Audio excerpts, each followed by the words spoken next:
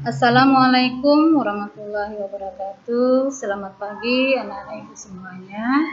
Hari ini kembali kita masuk pembelajaran daring. Nah, di mana hari ini kita materi mengenai klasifikasi hukum, yaitu lanjutan materi minggu yang lalu.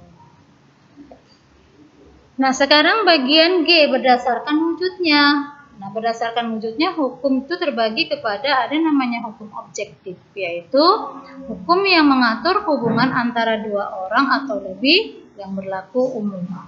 Yang kedua, hukum subjektif, yaitu hukum yang timbul dari hukum yang objektif dan berlaku terhadap seseorang atau lebih. Nah, hukum subjektif disebut juga dengan hak. Berdasarkan isinya. Nah, dibagi menjadi yang pertama hukum publik, yaitu hukum yang mengatur hubungan antara negara dengan individu atau warga negara, menyangkut kepentingan umum atau publik. Hukum publik terbagi atas yang pertama hukum pidana, yaitu mengatur tentang pelanggaran dan kejahatan memuat larangan dan sanksi. B. Hukum tata negara, yaitu mengatur hubungan antara negara dengan bagian-bagiannya. C. Hukum tata usaha negara atau yang dikatakan dengan administratif, yaitu mengatur tugas kewajiban pejabat negara. D. Hukum internasional, yaitu mengatur hubungan antara negara, misalnya perjanjian internasional. Yang kedua, hukum privat, yaitu hukum yang mengatur hubungan antara individu satu dengan individu lain termasuk negara sebagai pribadi.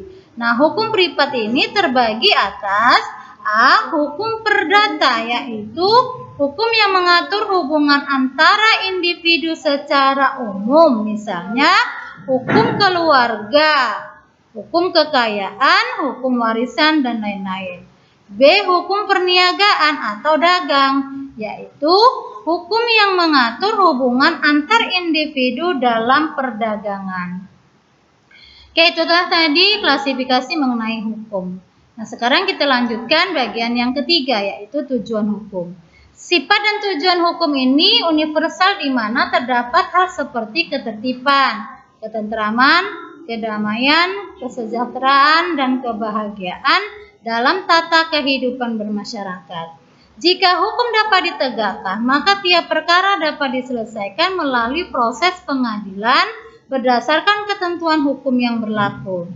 Hukum juga bertujuan untuk menjaga dan mencegah orang tidak menjadi hakim atas dirinya sendiri.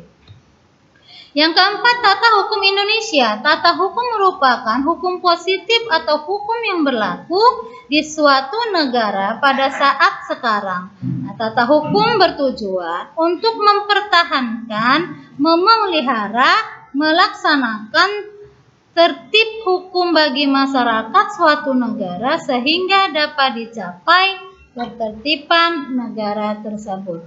Nah, tata hukum Indonesia merupakan keseluruhan peraturan hukum yang diciptakan oleh negara dan berlaku bagi seluruh masyarakat yang berpedoman pada Undang-Undang Dasar Negara Republik Indonesia tahun 1945.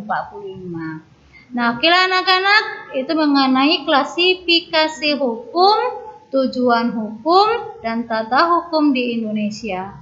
Oke, selamat pagi. Assalamualaikum warahmatullahi wabarakatuh.